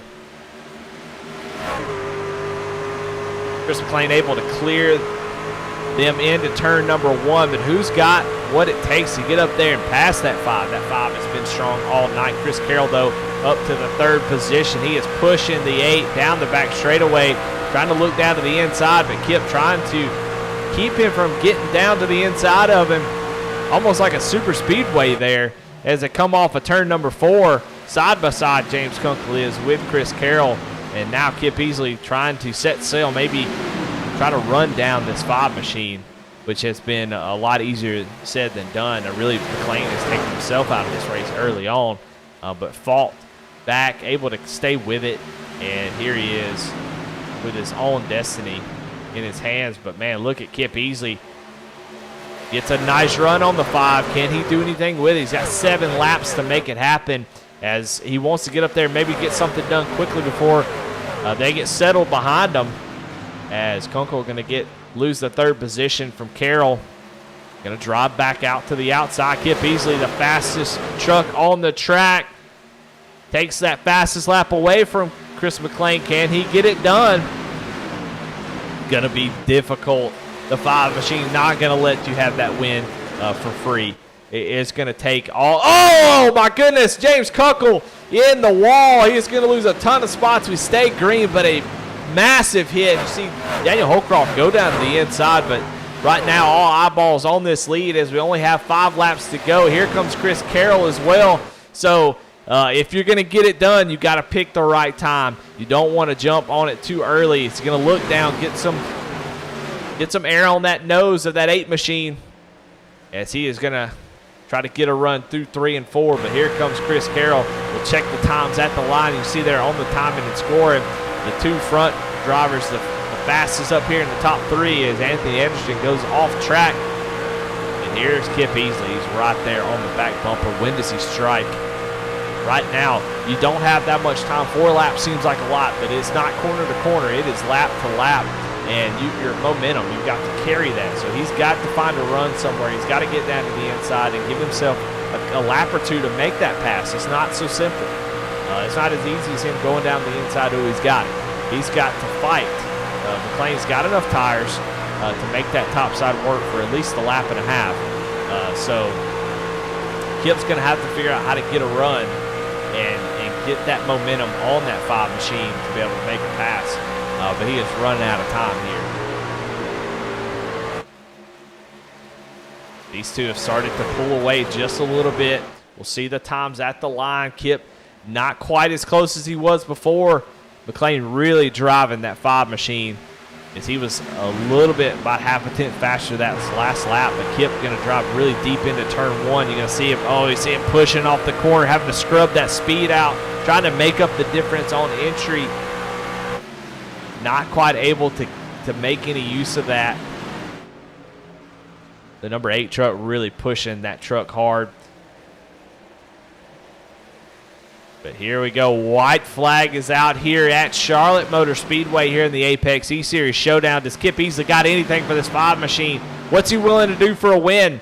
He gets down to the bumper, but he's going to sail the front end. The front end just sailing off of 2, and that's going to kill his momentum, and he's not going to have a shot down into 3 and 4. All Chris McLean has to do now is just hit his marks in 3 and 4, and he has got this win after hitting the wall early and falling back almost outside the top 10. Chris McLean going to recover, and he is going to win here at Charlotte.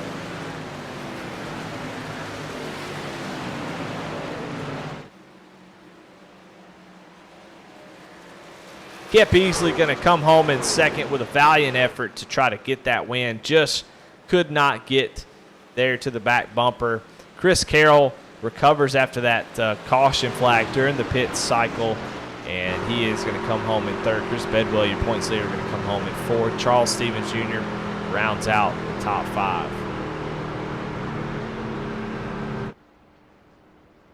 Playing going to slow it down on the front stretch. Burn him down as he's able to get the win here tonight, and that is going to give him win number 2 on the season.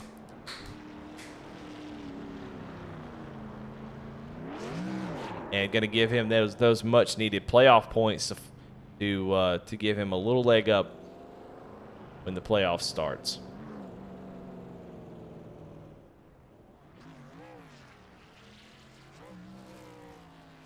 Going to burn him down on the front stretch, but congratulations to him. Hard Charger Award is going to go to, we'll throw it up on the screen and we'll let you find out. Willie Evernham is going to win the Hard Charger Award winner, up 11 spots. So congratulations to him for winning the Kyle Roberts Handmade Leather Hard Charger Award. So congratulations. We already gave out the Jammed Up Award, but let's jump into the post-race interviews brought to you by Poman Motorsports. And we're going to start with your winner, Chris McLean, as he's burning them down on the front stretch. And let's talk to him, see what he thought about this race.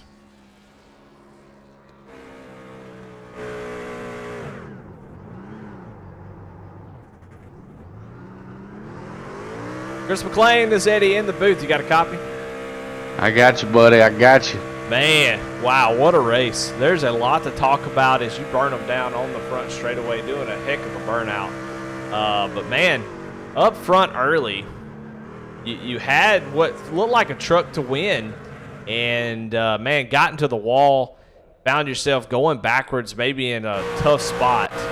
But able to recover, got that caution, able to get back out to the lead. Talk a little bit about your race, man, and, trying to stay in it and be there when it counted. Yeah, man, I overdrove it a little bit that first run. I really didn't put much practice in here, so I didn't know what the tires were going to do. And, we had that competition costing at lap 25, so I was just going to let her eat. And didn't really – I had fairly decent tire wear, but that second run just come out and still drove it a little too.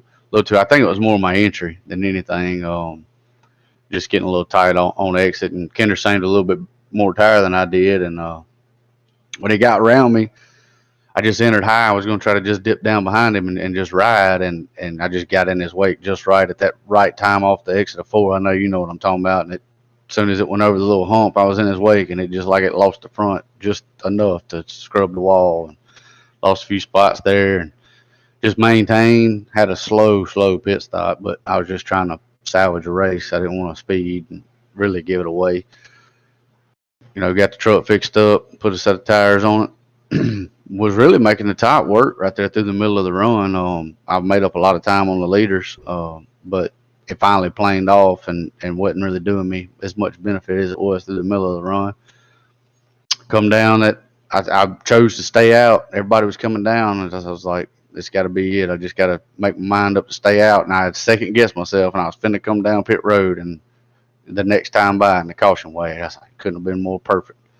But drew a little luck there. Hate Kendrick got tied up. It would have been fun to battle him in the end. But like I said, I come down pit road with that new auto fuel feature. It didn't put the amount of fuel. I had enough to finish, but it didn't put what I wanted to in it for the feel of the truck. And I clicked just an extra gallon in there, and that was enough to fall back to fourth there on that restart, and was able to manage to get back to the lead. And really, that's clean air is key here for the most part. It's hard to pass, especially on old tires. But like I said, it just kind of fell in our lap there. I mean, we had a good race there at the beginning until we got into the wall, and we battled back through the field. But I didn't expect to win it, but well-placed caution show fell in our lap. Well, I mean, racing is it's got a lot to do with skill, but man, with skill without luck, man, sometimes you're just not going to win races. And you had both tonight, I think, and it just a fantastic race early. Got in that trouble, and the seas parted. I think when Bedwell got into the wall, and you're able to get back up front. Kip Easley did make a pretty hard charge there at the end. Were you concerned at all? Did you feel pretty comfortable that you'd be able to hold him off with that dirty air, dumping it on the front of his truck, or what were you worried about there? Down with just a few laps to go. Yeah, like I said, it restarted forward. Got a pretty good jump on Holcroft, and was able to clear him. And then I was actually pushing Kip on the restart. I got a really good restart and was kind of I was not trying to pick his back tires up, but trying to get him moving, and kind of backed off of him there in 1 and 2 once I cleared Holcroft, and had a good run down the backstretch. And I was really just gonna ride there and try to maintain my tires, and see what I could do with them there at the end. And then Kip got a little loose through the middle of 3 and 4, and I was already set up. I'd set myself up to run, high in, low out. And whenever I seen him get loose, I was just hoping he wouldn't come back down the track, and he didn't. So I dove under him, and when I did, I seen Bedwell into the wall on the exit of 4, and I said, "This is the opportunity right here." I just had to stay with it and keep her hammered down. Yeah, I mean, these races, the way that they work, I mean, if you lift and try to give, you can't really do that. You got to take all that you can get, especially towards the end. And man, you did a great job. Got out front, not ever really having to look back too much. But man, as we get down to just 5 races to go in the playoffs, it gives you an extra little bit of breathing room. We got a lot of winners this season. So one win really, it gets you in the playoffs, but it doesn't give you any really kind of bonuses. So getting a couple wins, making sure that you're in fact locked in no matter what, it's got to feel pretty nice. You've had a pretty good season. You were sitting third in the points before the race tonight, so definitely going to improve upon that. But yeah, looking pretty good there for the playoffs. So man, congratulations on that win. And as always, man, who you got to thank? Sponsors, shout outs. Yeah, I appreciate that, Eddie. It's been a rough season as you've seen, but most of that's my fault, not putting in the work. You know how that goes. But I'd like to give a big shout out to my teammates over at Poman Motorsports. They really been the backbone to the team this year. I've been working so much, I just haven't been putting in as much effort as I normally do. But it shows. It shows on the racetrack. All of the sponsors, everybody that has anything to do with this league, they put together a great league. Aaron does a great job with the league. Looking to see where it's going to go, man. Nothing but good things to come, and excited about next season. Once we get this season behind us, I'm always looking forward to carrying on this Apex League, and Aaron does a really great job with it, and all the admins that have anything to do with it. Big shout out to you in the booth, man. You always do a great job on the broadcast. I always enjoy going back and watching the race, seeing this season, seeing where I could improve, because there's been a lot of improvement needed this season. But it's always fun to go back and see, exactly. I hear all the stuff on the voice chat of what's going on, but just being able to go back and put eyes on it, and having a great commentator to kind of walk it through. With your experience, you really hit it spot on most of the time from what I've seen. So that's always fun to go back and watch. Well, man, congratulations. I mean, a great win tonight, and setting yourself up really good for the playoffs. So congratulations, man. Go celebrate. Yeah, thank you, buddy. There you have it. Your winner, Chris McLean, feeling pretty good, man.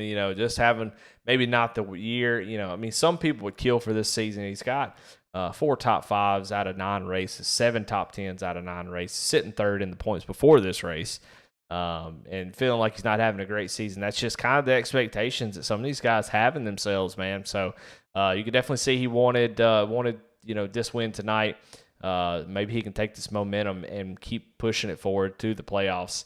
Let's get through these interviews. I know these guys are patiently waiting, and let's get Kip Easley up into the booth. Kip, this is Eddie in the booth. Got a copy? Yeah, how you doing? Oh, man, I'm fantastic. I'm fantastic, and I know you'd be maybe a little bit happier if you could have got around Chris McLean there at the end. You got so close. What more did you need to get around him at the end? I don't know.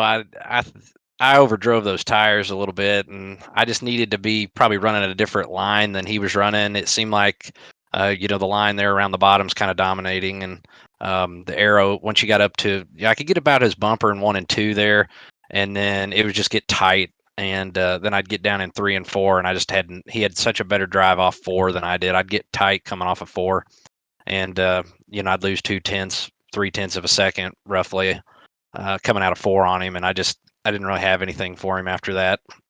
Yeah, I mean, talk a little bit about that. I mean, give the viewers an idea of what it means to overheat those tires and what you can do once that happens. Is there anything you can do? Because we did see the front end sail off the corner a couple times. You really drove it down deep, trying to get close to him. And as that front end sails 1 or 2 times, it's really hard to recover. Talk a little bit about that. Yeah, I was definitely, those last, I think we restarted with 8 to go, and I just was driving hard at that. I wouldn't have been driving that hard if it would have been a long run or we had more laps to go. But I knew I needed to try to get to him early so I could get around him before my tires got to the point that they did, and I could just never get there. So, so when I drive it in too deep, like I was doing, and then it, starts to get aero tight and want to push out. I've just got so much more wheel turn in it that, when I'm coming off the corner, probably versus what he had, and, just lost the momentum there, I felt like. Well, hey, regardless, I mean, the Nitro Motorsports team, y'all had a great race. I mean, a little bit tough to start out with, but just kept with it. And with some pit strategy, with the way that caution fell, you found yourself up front, and you definitely belonged. I think that's an interesting showcase of how important it is to have track position, especially at this track. It seems to be the closer you are to the front, the better you are, which is most tracks. But at this one, seems to be a pretty big gap in how fast you are running in second versus 12th or 11th. So. Y'all had a great strategy there, stayed out, able to get up front, and man, had a shot at it. And I mean, you and Chris McLean were laying down some damn heaters, as both of you, the only 2 drivers, able to get down in the 29-second bracket. So put on a hell of a show there at the end. Definitely appreciate that. Fun to watch. And man, congratulations. Always, man, who you got to thank? Any sponsor shout-outs? Oh, well, I got to appreciate the team, a lot of strategy went into play there, talking into that when we were going to stay out. Obviously got lucky with that caution, and it kind of flipped the field there a little bit and kind of helped move us up a little bit. But, I got to thank them for kind of going through all that. Appreciate you guys. Appreciate putting on the league. And, I appreciate my wife for putting up with this, and me racing every week on this definitely requires quite a bit of time. So, but I appreciate what you guys do. Thank you. All right. Kip Easley, your second place finisher tonight. Just almost had it, came up a little bit short. As let's go ahead and get, and I'm not laughing at Kip, I'm laughing at something else. But let's go ahead and talk to your third place finisher, Chris Carroll. Chris Carroll is aiding the booth. You got a copy? I got a copy, Eddie Smith. Well, you're at the Po-Man post-race interviews. That means you did something good up front, majority of the race.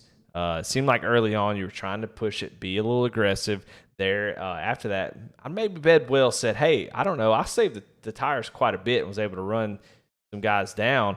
And all of a sudden, Chris Carroll starts lifting a little bit, saving those tires and trying to get back up front. You come down pit road, and I think you were going to come out with that lead if everything cycled around, and then the caution came out. Talk me through what your thoughts were when that happened.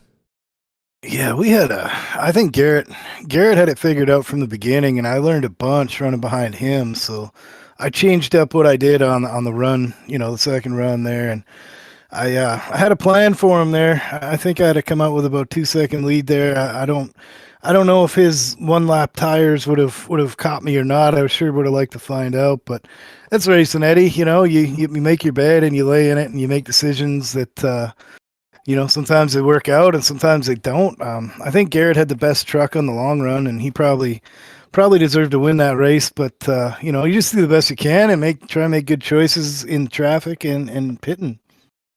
Yeah. Well, while you were able to take some bad luck and turn it into some good luck and come through the field there at the end and come and get home in third place, you were right behind that battle. How badly did you want Kip Easley to get to the inside and get them side by side so you could maybe try to make a run at it?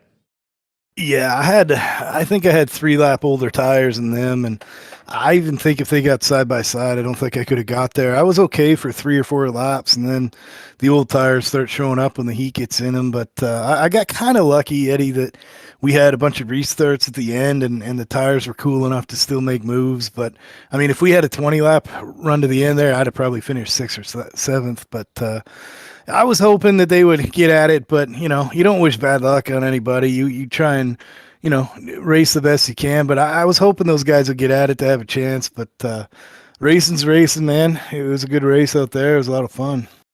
Well, did come home in third. Congratulations, man.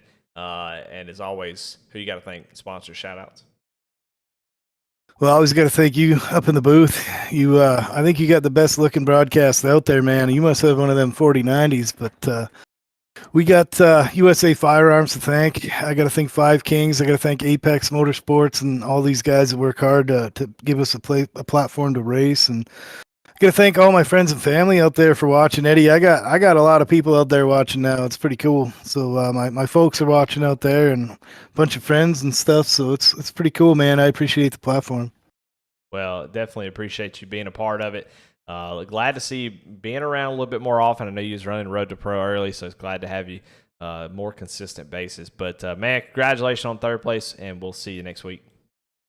Thank you, sir. Thanks for the great broadcast. Well, thanks for the kind words from everybody tonight. Man, just 5 races to go here in this playoffs, or in this race for the playoffs. We definitely missed the head honcho tonight. Aaron Adcock, he's going to be out. But looking forward to seeing him come back, and definitely want to thank him for all the work that he puts on in this series. Definitely shows with the racing product on track. But definitely thank him and Po-Man Motorsports for the post-race interviews, as always. But, man, tell you what, that's another barn burner, a lot of fun. Can't really complain with that race at all. A lot of ups and downs, some heartbreaks, and some celebrations at the end. But I want to thank Apex Sim Racing Custom Gear and all of our sponsors. And I'm Eddie Smith with Rebel Racing Network. We're going to call it a night. It's a long one. And we hope y'all have a great night. See you later.